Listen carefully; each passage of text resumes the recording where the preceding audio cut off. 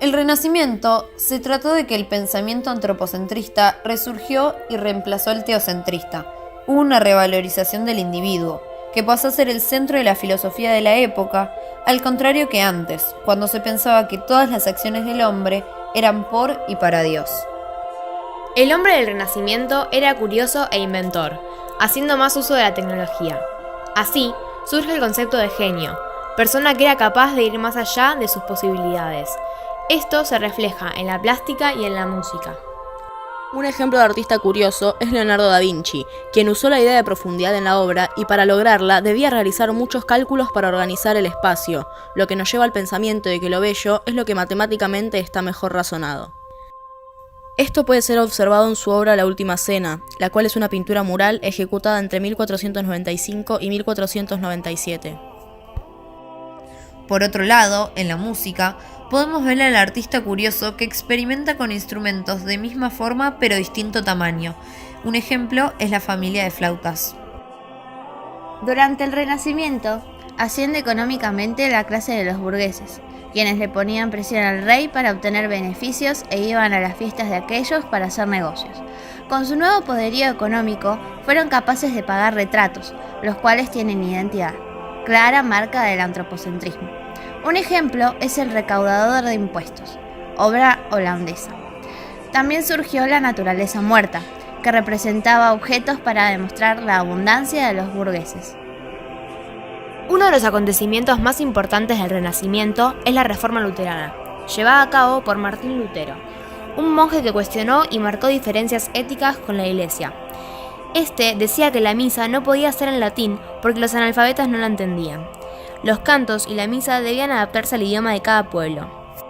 Él es también quien crea el coral luterano, caracterizado por estar acompañado por un órgano.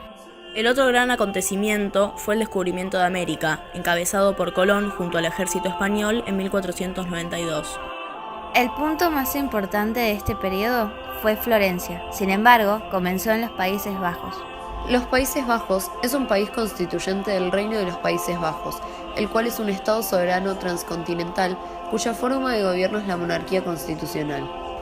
El 23 de enero de 1579, las provincias de este país firmaron un acuerdo llamado Unión de Utrecht. Este unificaba a Holanda, Zelanda, Utrecht, Weldres, Groninga, Friesland, Drente, Overijssel, Brabante y Flandes. En los Países Bajos había una mejora económica en base al desarrollo del comercio, gracias a su fuente económica, la cual era la burguesía. Esta contrataba grupos musicales franceses. A ellos se les daba un sueldo y así nace la figura de músico profesional, realizando un cambio de paradigma. Estos grupos musicales cantaban en coros y palacios, no solo en las iglesias. A su vez, las capillas estaban fuera de estas, y las que eran más numerosas detentaban mayor poder. Abordando el tema de la música, en los Países Bajos, entre el 1400 y el 1430, Guillaume Dufay destacó. Dufay nació en Cambrai. En esta ciudad fue donde comenzó su vida musical, como corista de la catedral. Fue luego a Roma y a las otras ciudades en que habitó el Papa durante su vida errante de esta época, cantando en el coro papal. Se graduó luego en Sorbona de París. Fue designado canónigo de Cambrai y Brujas, posteriormente también de Mons, y parece que vivió durante varios años en Saboya.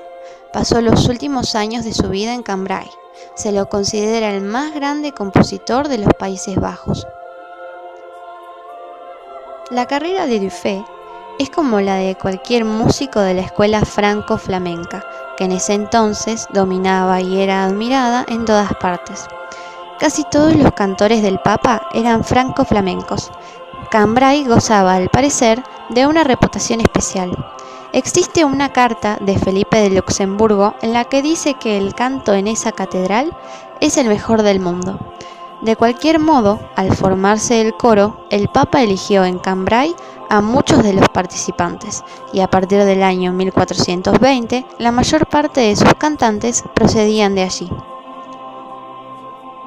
Cuando el viejo músico hizo su testamento, algunos meses antes de su muerte, expresó el deseo de que en sus últimos momentos, después de recibir los santos sacramentos, 8 de los coristas de la catedral entraran en su habitación y cantaran quedamente el himno Magno Salutis Gaudio y luego su motete Aue Regina Coelorum. No debe creerse que Dufay, músico del Papa y canónigo, escribiera solo música de la Iglesia. Escribió muchas alegres piezas seculares. Lo que vuelve destacable a Dufay es que fue el primero en abandonar las secuencias y reemplazó la vox principalis por melodías populares confeccionadas por él mismo. También escribió su propio canto firme. Todas aquellas acciones son marcas del antropocentrismo. Jan van Ockeghem, quien nació en 1430 y falleció en 1495, fue un discípulo de Dufay. De muchacho, formó parte del coro de la Catedral de Amberes y de joven de la capilla del Duque de Borbón. En el año 1454, en París, Francia, estuvo como compositor y capellán al servicio de Carlos VII. Luego, en Tours, en Francia también, fue tesorero de la abadía de San Martín y permaneció allí hasta su muerte. Ockeghem abrió nuevas perspectivas en el arte polifónico. Cambió la antigua forma de elaborar polifonía, donde había un contraste absoluto entre las voces primarias y las voces secundarias, a una derivación del canon, donde solo existe una voz que se acompaña a sí misma en entradas sucesivas, lo que obliga al compositor a trabajar construyendo su obra compás a compás en todas las voces simultáneamente, en vez de hacerlo según la técnica del canto llano, que superpone una voz completa que se añade a otras sucesivamente. Lo que hizo Ockeghem fue combinar estas dos técnicas, la del canon y el canto llano, lo que llevó al contrapunto imitativo o estilo imitativo. En este, las voces tienen una igual participación. El canto llano se descompone en frases cortas que el compositor utiliza como gérmenes temáticos y que distribuye por toda la obra, pasándolo de una voz a otra en una cadena de imitación resueltas. Ockeghem tuvo múltiples discípulos, pero sin duda, el más destacado fue Josquin des Prez. Josquin des Prez, nacido en 1450, conocido como Princeps Musicorum, es decir, el príncipe de la música, fue un discípulo de Ockeghem y uno de los contrapuntistas más hábiles, sensibles y capaces del siglo XV. Lutero dijo, hablando de él, manda sobre las notas, otros son mandados por ellas. Es probable que en su juventud haya viajado muchísimo por Italia. Se sabe que estuvo al servicio del Papa en Roma desde 1486 hasta 1499. Fue uno de los numerosos músicos del norte que influyeron sobre el arte italiano y pueden ser considerados como los precursores de la genuina escuela coral italiana que culminó con Palestrina. Más tarde estuvo al servicio del rey Luis XII de Francia y del emperador Maximiliano I. El estilo flamenco, según se practicó en tiempos de Ockeghem, había alcanzado un gran refinamiento, pero era una música algo artificiosa, en la que lo importante era poner de manifiesto la sabiduría contrapuntística del autor, que se entregaba gustoso a resolver difíciles problemas especulativos. Pero era una música donde apenas hay emoción humana, falta de todo dramatismo y afectividad, sustituidos estos por el cálculo y el placer de ejercitar una técnica que ya se sabe dominada. Con Josquin des Prez, la música cobra una fuerza expresiva de la que hasta entonces carecía. Josquin, impregnado de espíritu italiano y humanista, supera el espíritu medieval de la música basada en reglas abstractas y deja fluir su inspiración con libertad. Su obra tiene una gran elegancia cantable, pues con él se empieza a prestar atención al texto que se canta y se intenta representar su sentido mediante un simbolismo musical. La música con Josquin des Prez deja de ser un hábil oficio para convertirse en un arte auténtico. Él es también quien crea el estilo homorítmico, en donde se cantan al mismo tiempo distintas melodías con una rítmica simultánea. Este recurso fue una característica del Renacimiento. Como muchos otros músicos flamencos, se ordenó, murió en 1521 siendo canónigo de Condé, cargo eclesiástico de la Iglesia Católica. Dejó misas, motetes y canciones seculares. Durante mucho tiempo su obra quedó en el olvido, pero a fines del siglo XVIII fue redescubierto por el historiador de la música Burni. Después de Josquin des Prez, la escuela franco-flamenca sufre una escisión, Por un lado, surge con nueva vitalidad el núcleo parisino que desde Guillaume de Maillot había experimentado un eclipse casi total y que ahora refleja una voluntad de ruptura con el estilo flamenco del siglo XV, rehuyendo sus complejidades constructivas. Por otro, los discípulos de Josquin concilian su formación contrapuntística con las nuevas técnicas expresivas. El sucesor más genial de Joaquín Desprez fue Orlando de Lasso. Sus continuos viajes, su sed de conocimiento y su poder de asimilación le proporcionaron un espíritu amplio y original. Siempre deseoso de innovaciones, el cromatismo como medio de expresión constituye en él un rasgo particularísimo. Esta personalidad tan acusada le inclina el cultivo del motete, del que fue maestro indiscutible. Ciñe en todo lo posible la música al texto. Su asombrosa técnica y los múltiples recursos del que se vale confieren a sus composiciones una variedad increíble. En las misas, en cambio, al estar sujeto a un texto siempre fijo, no manifiesta la misma inspiración a pesar de las muchas bellezas que encierran. La pintura renacentista en los Países Bajos. La escuela flamenca va a continuar con las características góticas, aunque se irá adaptando a las novedades que llegan de Italia. La pintura del Renacimiento flamenco tiene 3 períodos en los que destaca un artista. De 1490 a 1530 destaca Mestiz. De 1530 a 1570 destacan Patinir y Bruegel.